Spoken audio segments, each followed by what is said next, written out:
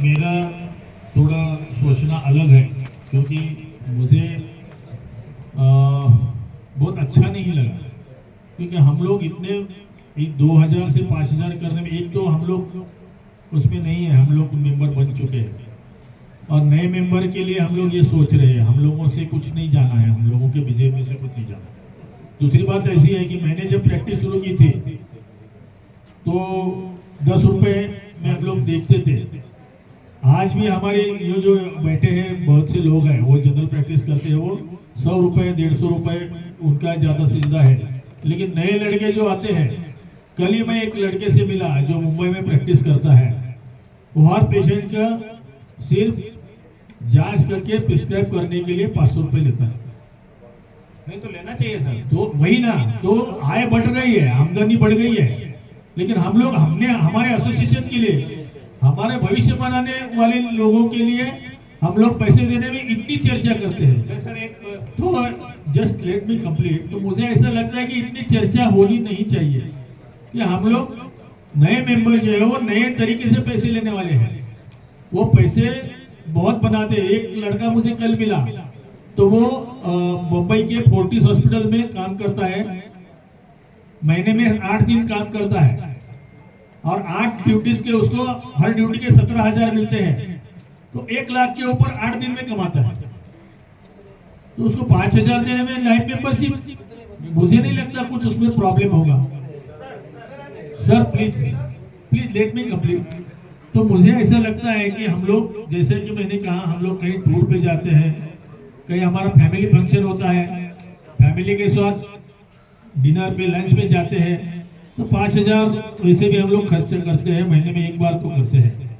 हम लोगों के एसोसिएशन के लिए जो हमको रोजी रोटी देता है, जिंदगी भर के लिए 5,000 देने में इतनी हिचकिचाहट नहीं होनी चाहिए, क्योंकि जैसे कि करेंसी का रेट नीचे उतर रहा है, महंगाई बढ़ रही है, लोगों की आमदनी बढ़ गई है, तो 5,000 देने में इतनी चर्चा होनी नहीं चाहिए। ऐसा this is my personal thought, I may be wrong, क्योंकि हम लोग एक्टिविस्ट हैं, हम लोग ग्राउंड पे काम करते हैं। मुझे आज भी वो दिन याद है कि हमारी सुप्रीम कोर्ट में केस लगी थी और हर एक हियरिंग को 1 लाख रुपए हमको खर्चा करना था, और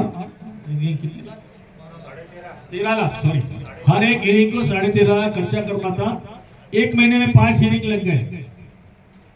पैसे कहां से लाए? हमारा बायलॉज ने हमारे हाथ बांध के रखे हैं।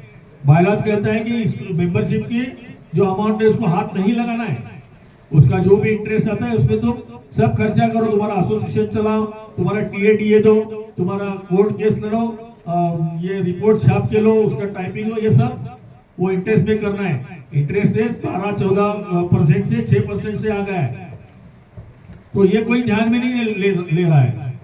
हर एक को लगा कि अरे कितना बढ़ गया है, इतना परसेंट, उतना परसेंट में काउंट मत करो। क्या काम अपने एसोसिएशन आपके लिए कर रही है उसका सोचो, ऐसा मुझे लगता है। हमली रिक्वेस्ट यू ऑल, छोटे छोटे चीज के लिए, छोटे चीज के लिए, छोटे से पैसे के लिए, मुझे अगर मैं कुछ कमाता नहीं था या फिर मैं मेरी प्रैक्टिस बहुत ही कम चलती थी, फिर भी मैं बोलता था कि 5,000 ले लो मेरे से, क्योंकि आज मैं प्रैक्टिस कर रहा हूं तो नीमा की वजह से कर रहा हूं।